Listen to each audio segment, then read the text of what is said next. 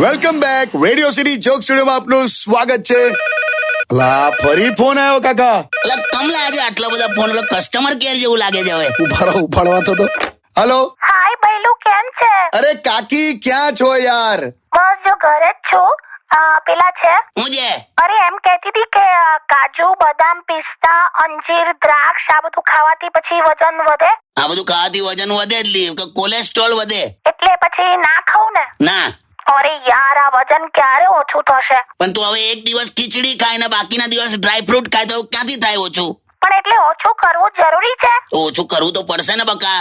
તારો ખાલી ફોટો પાડીને દિવાલે લગાડું છું તોય દિવાલ પડી જાય છે. ચૂપ રહો.